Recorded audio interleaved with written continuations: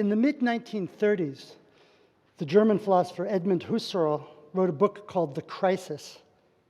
He was living in exile at the time in Prague, I think. He'd been discharged from his professorship in Germany a few years earlier, in effect for the crime of being Jewish. The Crisis, his book, makes a wild and crazy and audacious claim, namely that the crisis then facing Germany and Europe and the world, indeed the whole world, was in effect a philosophical crisis, and indeed specifically a crisis to do with science. The problem, as Husserl understood it, is that natural science, whether we think of the science of Galileo or Newton or Einstein or Schrödinger, has become all too successful.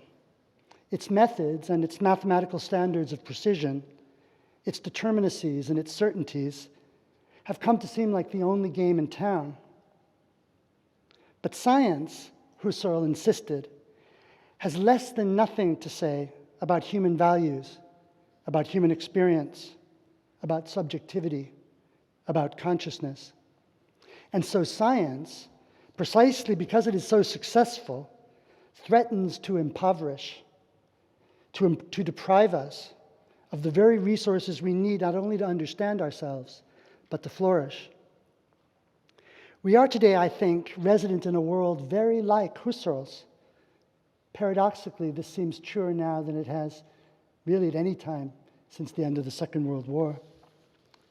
The pandemic, Chinese authoritarianism, the rise of anti-democratic movements here, ChatGPT, the obsession with counting steps, the loneliness born of social media, the climate crisis, inflation, war in Europe, fire, hate, surveillance capitalism. Just tell me when I should stop. And we too know the crisis of science. Science offers a very thin and finally unsatisfactory conception of the human. You can choose from a menu of three. You are a computer, you are a bag of genes, or you are a network of neurons. Either way, you're isolated, you're a stranger in a strange land, and you're nothing at all like what you think you are. I began work on my book, this new book of mine, The Entanglement, during this recent pandemic, during the previous presidential administration. And while rioters filled our streets in outrage after the George Floyd murder and other atrocities.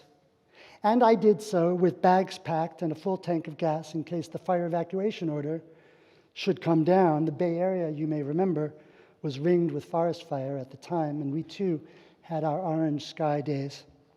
I'm not going to connect the dots with these very brief introductory comments, but I did want to remind you, for you were all really there with me, that this is the background for these investigations that I wanted to share with you today about art, and it continues to be our shared background now. Forgive me for such a heavy beginning. When she dances, a young child moves her body with a sensitivity to what is expected of her. Perhaps she has seen Billie Eilish or Taylor Swift in their videos. She has danced with her mom. She has a bank of personalities and images that supply her with a sense of what feels right. Remarkably, what feels right has everything to do with what would look right to others, with her sensitivity, however unarticulated, to how others would respond to her. What she actualizes, the child I'm imagining dancing, is nothing less than the embodiment of choreographic ideas of which she is not the author. This is a remarkable and distinctively human form of intelligence. The child's dancing is the location of an entanglement between her spontaneous impulse to move and an artistic representation of what movement is supposed to be. We come to embody choreographic ideas when we dance. We do so spontaneously, and we can hardly avoid doing so. And this, in turn, gives more and new information to choreographers who, through their art, investigate what it is we are doing when we are dancing. This circular, generative recursion gives us resources to be different going forward. In fact, it's likely to compel us to be different going forward, to reorganize ourselves. The representation changes what is represented. The act of dancing and the art of dancing become entangled. Life and art are entangled. My aim in this book, which has kindly been ordered and shared with many of you, is to understand this statement and to explore some of its, I think, very surprising implications. To say that life and art are entangled is to say not only that we make art out of life, all the habits and systems and meanings and certainties, but that art then works these raw materials over. Art works us over. Art makes us new. Art makes us.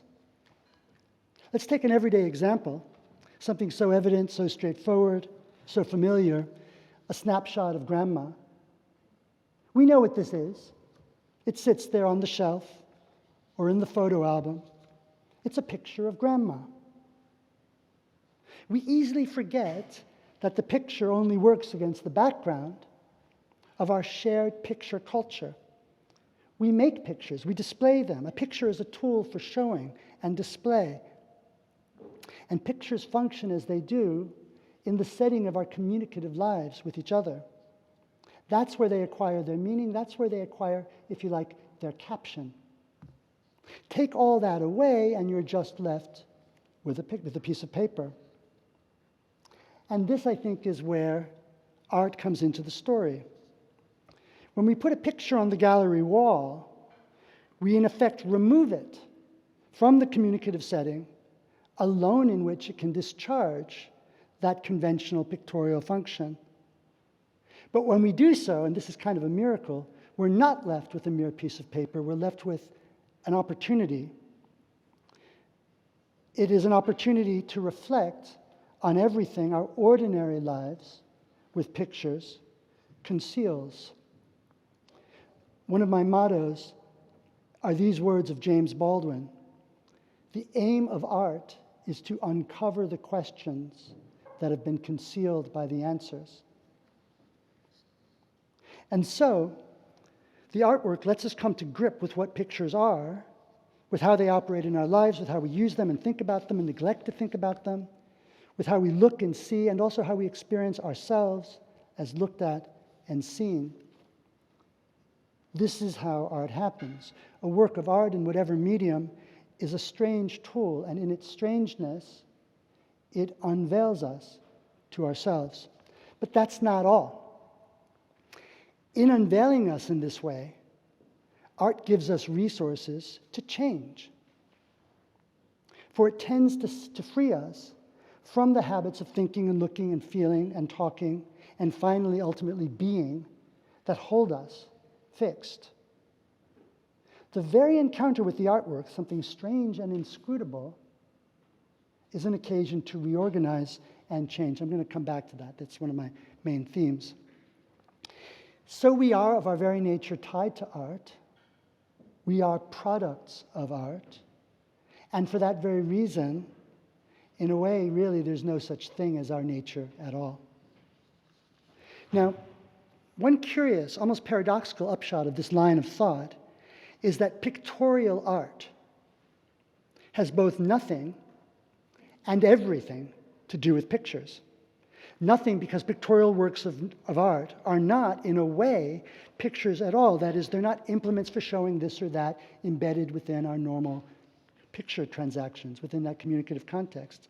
But also everything, for painting and other pictorial arts, would have no point at all if not for the organizing central role of pictures in our lives. And so I think for all media of art, Arts stand to the life activities that provide them with their raw materials in the way that painting as an art stands to picture-making activities. And they acquire what significance they possess from the importance of those first-order organized activities that they take for granted or that they presuppose. Let me give another example. Take dancing again. Dancing is something people habitually do. We do it for many different reasons in many different contexts. Weddings, funerals, depending upon the culture, clubs. We are dancers. We are, in my parlance, organized by dancing. We find ourselves dancing. Dance as an art, however, is not just more dancing, not just dancing taken to new heights, deploying new feats of virtuosity combined with stagecraft. Dance as an art, or what's called choreography, puts dancing on display. It stages it. But in doing so, it stages or displays us, we human beings who are organized by dancing. It puts the fact that we are dancers on the stage. And it puts all the different meanings that dancing has for us there. In this way, we might even say, as I just said, analogous to what I said about painting, that choreography investigates us as painting investigates our lives with pictures. And so again, we come to the almost paradoxical conclusion that choreography has both everything and nothing to do with dancing. Everything, because there's only an art of dance, because we are, in fact, dancing human beings. And that's a personal, a psychological, a political, an anthropological, maybe even a biological fact about us. But choreography has nothing to do with dancing at the same time, because whatever else is true, it's true that dance on a stage is not just more dancing, not just more doing what we do when we're at the club, not any more than a staged model rental unit in an apartment complex is a home. I've been emphasizing that art practices are tied to making activities, to human doing and tool use. For these latter are, on my conception, its sources, its preconditions, its raw materials. Choreographers make art out of dancing, out of the fact that we are dancers. And pictorial artists make art out of our material culture with the technology of pictures. But art is not itself merely a making activity. Artists make things not in order to surpass mere technology or manufacture, not because they can do it better or in a more aesthetically pleasing way. Art makes, finally, because we are makers. That is, we are beings whose lives, and this goes back to our ancient primordial beginnings, whose lives are given shape by the things we make and the ways we find ourselves organized by the things we make. What makes art special, finally, is that making is special in our lives as human beings. We are makers. We are put together, literally made up by the habits and skills of making that constitute us. So by making, and thus exposing what our lives as makers takes for granted, art puts us on display in the way I said that the choreographer puts our dancing selves on display. And it does so, as I've said now once already, in ways that hold out the opportunity of changing us, of liberating us precisely from the bonds of habit which our activities consist in. How so? Here's where what I'm calling the entanglement comes into the story.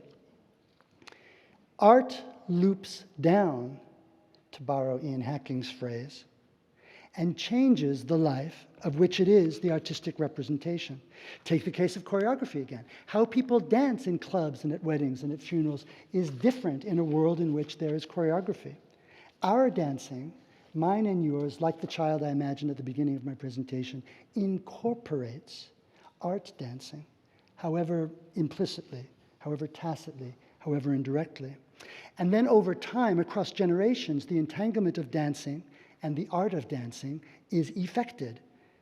The entanglement is not so great, I think, as to make it the case that the line between dance as an art and dancing at weddings is effaced. But now the line becomes for us a problem, something for the artists and the dancers at parties to play with. There's so many examples of this in the history of art. Another nice example is the way the line between commercial design or industrial design and so-called fine art is a resource for something to be negotiated between these different undertakings. And we see that in so many different schools, from Bauhaus to Warhol, etc. Now, it's very tempting to think that we can sharply distinguish what humans do at the first order, as it were by nature or by habit, from the second order ways we think about and reflect on and experience our own lives. But my discovery, as it were, or at least my leading idea in this book and in my talk with you now, is this. In human beings, these two levels are entangled. There's no first order without the second order, and the second order loops down and changes the first order. This doesn't mean we need to give up the distinction. There is a distinction between party dancing and choreography, or between industrial design and fine art painting. But it does mean that we have no hope of isolating one from the other, and specifically, we have no hope of isolating our true nature, say as animals who dance, in something like biological or anthropological terms alone. The thing we need to appreciate is we are creatures of habit. We are organized in the large and in the small, by technology, by culture, and even by biology. But we are never only that. We are creatures of habit who always find ourselves actively resisting, or at least questioning our own habits. We find ourselves doing that spontaneously. In this way, art refuses culture, even as it feeds it. It does so by disrupting its habitual operations. In this sense, it emancipates us from culture. Art enables the reorganization of the life of which it is the representation and against which it is the reaction. This entanglement of life with non-life, technology with the reflective and disruptive work of art, becomes, I think, essential to life itself, or at least our distinctively human form of life. And it's this entanglement which is the key to understanding our true nature, or rather, as I've already indicated, it's the key to understanding why nature, the idea of a fixed way things just are, once and for all, loses its application to creatures like us. Bringing into focus, in addition, the limits, and this connects to the reference to Husserl at the beginning, the limits to positive science and the inescapable need for other forms of reflective exploration of ourselves, such as art and such as philosophy. Now, most people, not always, but a lot of the time, are blind to so much going on around them. Yogi Berra once said, "You can see a lot by observing." The joke is that observation isn't easy. It requires effort and curiosity. It requires looking and interrogation. Typically, it also requires other people. That is, the natural setting of our aesthetic engagements are social. A friend calls your attention to the variety of shades of green among the foliage and remarks on this having to do with the age of the leaves and the onset of spring. And voila, now these different shades are salient to you. Or someone mentions the canvas tarp covering that vintage VW bus, and now you can see it and appreciate what a difference it makes to the overall character of the vehicle. To learn to see, or to be given an opportunity to look, is to learn to take an interest in things, and the world is full of different families of things for us to take an interest in. On the framework I develop in this book, aesthetics is not the task of evaluating an object, say. It's the task of achieving the object.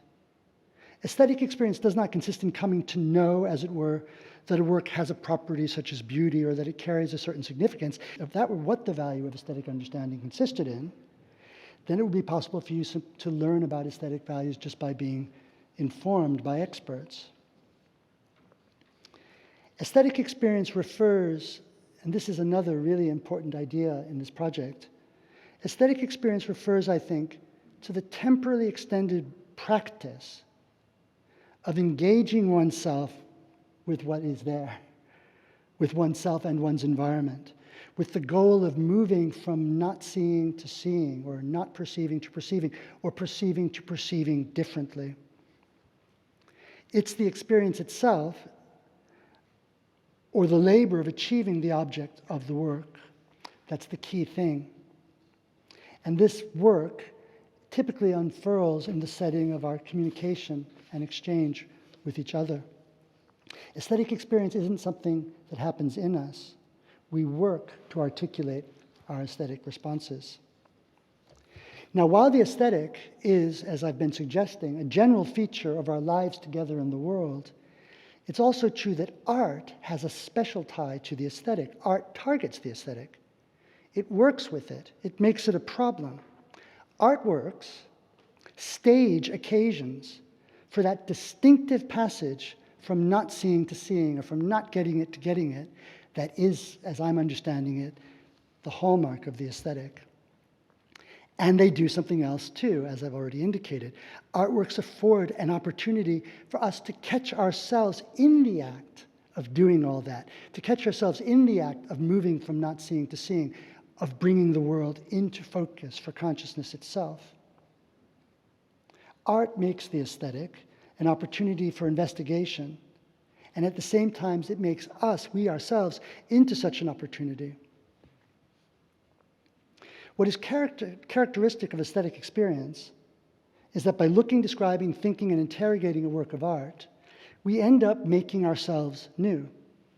Works of art, whether pictures or writings or dances or songs, whatever, rework the raw materials of our default organization. The engagement with an artwork is an engagement with oneself that also tends to alter us, to reorganize us. This is why artworks offer, finally, something like emancipation. Now, psychologists and neuroscientists who are interested in art tend to take for granted that the aesthetic response is a fixed data point, and they try to understand its causes and conditions.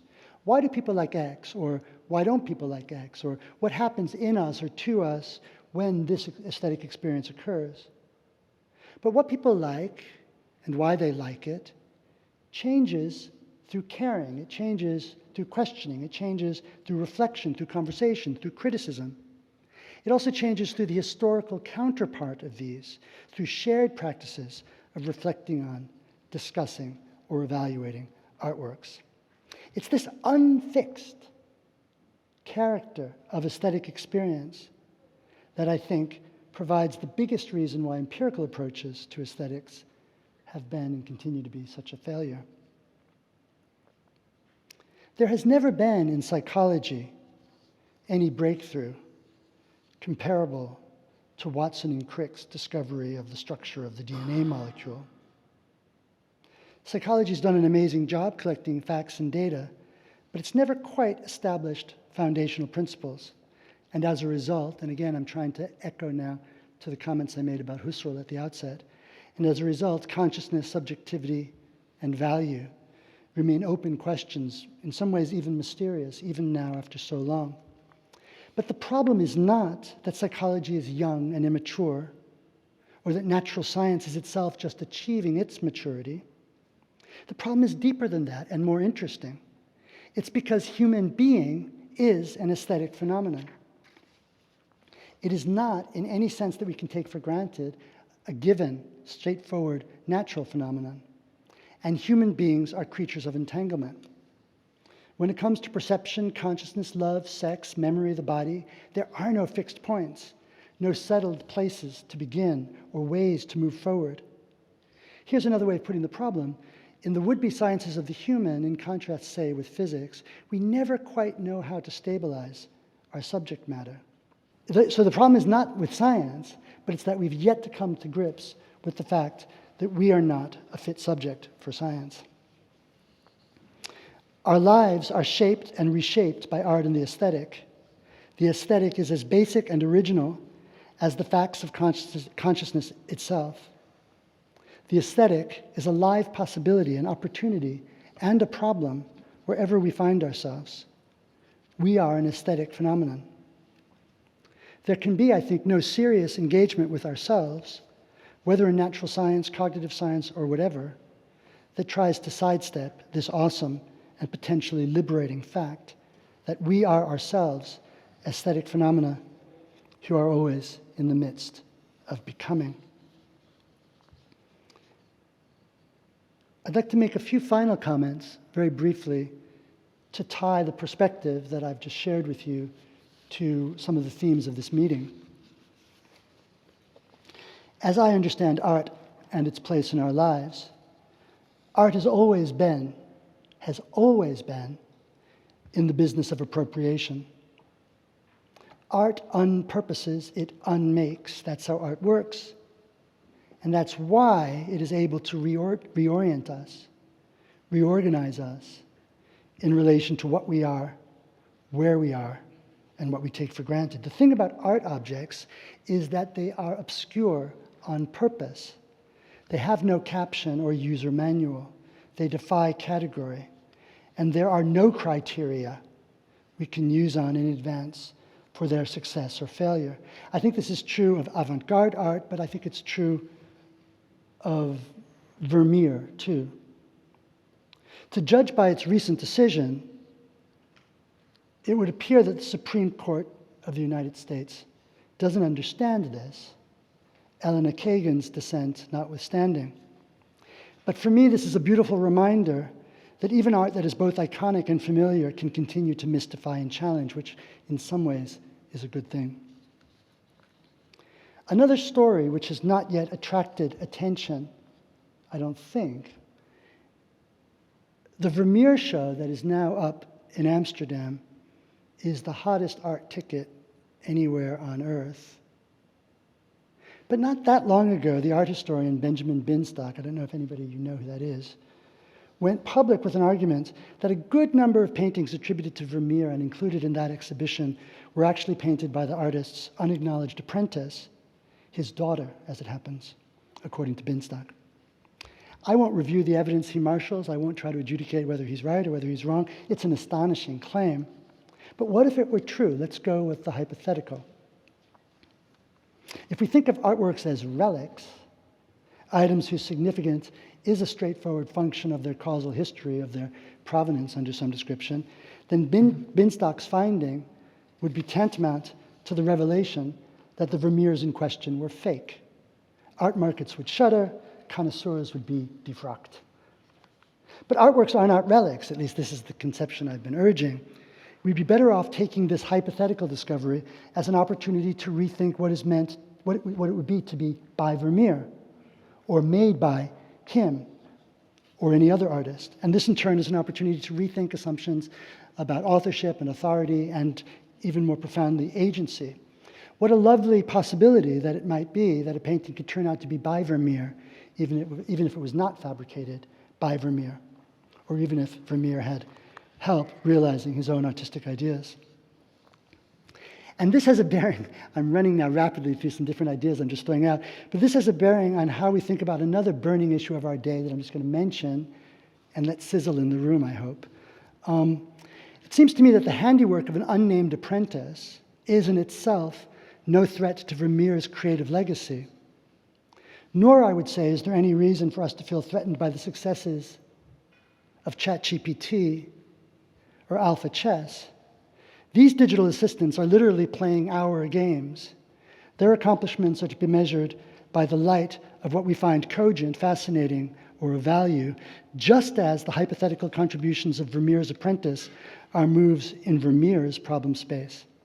Now, there's certainly cause for anxiety about how AI will be put to use in our society. But our agency, like that of Vermeer, is not under threat, even if we now have a rich occasion to rethink it. And finally, it's worth reminding ourselves that AI doesn't need to play games of its own devising, and no AI falls itself called upon to make art so that it might free itself from the ways it finds itself being, which is and has always been our lot. Thank you.